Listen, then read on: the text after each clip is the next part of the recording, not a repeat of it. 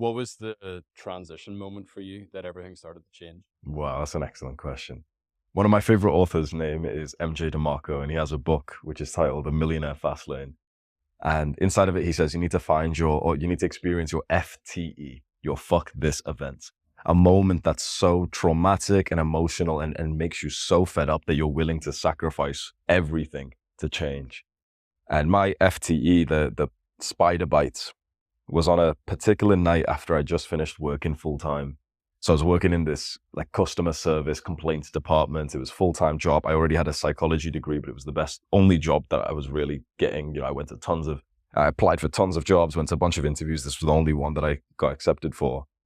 And I was enlisted into the Royal Air Force. I was halfway through the application process. I had a shaved head. I was training every day. 5 a.m., wake up, go to the gym, go upstairs to start work, eat like my little chicken sandwich in the middle of the shift so that, it was like more efficient. So that way for my lunch hour, I could go back to the gym. I was that kind of guy. I was working next to people who were obese. So I didn't fit in at all. I wanted to be an entrepreneur. I wanted to be this hardworking military style guy. I go home and I'd smoke weed every single night while sitting next to my girlfriend who I didn't trust, and she didn't trust me. And so it was this one particular day where I had worked all day. I finished work and I'm wearing dress shoes kind of like this, where I'm speed walking to where the tram's going to be. And I'm keep checking the time because the tram comes in a few minutes. It comes in like 14 minutes after I finish work, but it takes about 16 minutes to walk there, even if you're fast as well. So at some little moments, I do a little bit of a jog when there's no cars around to judge me. I'm like speed walking. I've got shin splints and everything. It's horrible.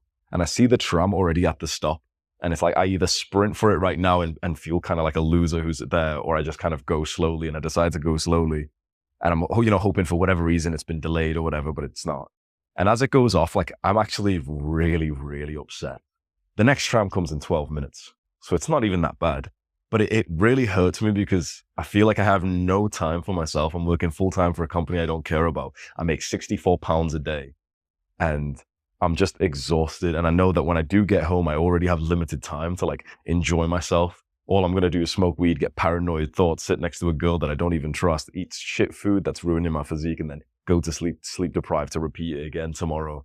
Just a movie version of your life. You would walk free. Yeah. And you would step onto it, but that's not how it works. In real life, I was stepping over the syringes that like homeless crackheads had been leaving on the floor and stuff. It was horrible, bro. I can't even describe like how bad that moment was.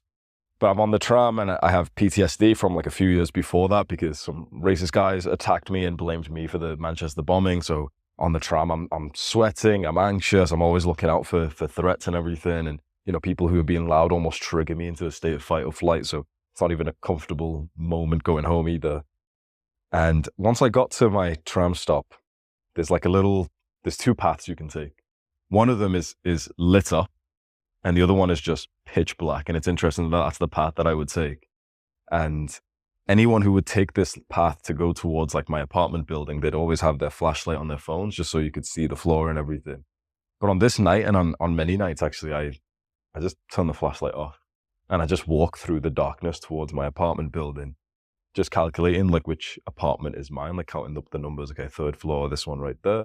Kind of like looking in, expecting my girl to be getting fucked right now. That's how bad my mental health was. And I start crying. And I'm used to it. This is my little cry spot. I'm crying because I feel like I've got more in my life, but it's just not happening. I haven't spoke to my family for months by now. I had a massive argument with them. I moved back here to Manchester and I blocked them from everything. I'm trying to figure out like what to even do with my life. Everyone told me just go to university, but I did that. This is life now. Like this is people's reality. They just work shit jobs that they don't like so that they can have weekends off, but the weekends are needed to recover and do chores, which you didn't get to do for the week. The girl in my work said to with a smile on her face, she said, "Oh, but don't worry, this year for Christmas, we get 3 days off." And she said that as if it was like an exciting thing that last time, it was worse than that.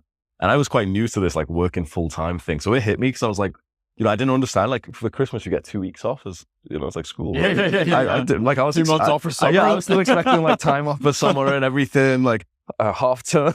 You don't have that when you work full time, right? I was like, I couldn't believe that this was people's reality. And I know I sound privileged as fuck, but like I was quite sheltered from like the realities of most people because I was always living in like my own world, in the virtual world of video games. And so yeah, this was my FTE. I basically thought to myself, I'll basically kill myself if I stay like this. I was incredibly depressed. I used to have like these paranoid thoughts where I used to think that, I was a shame to my family and that there's no point in me being alive right now. All I was doing was consuming. I wasn't helping anyone. I was addicted to weed and I would smoke every single night, even though every single time I would smoke, I would get like paranoid, anxious thoughts. So the only free time that I had in the day, I spent with intense anxiety. I had genuinely nothing to live for. And so even though I had nothing to live for, I also had nothing to lose. Sure. So that's when I decided to get into entrepreneurship.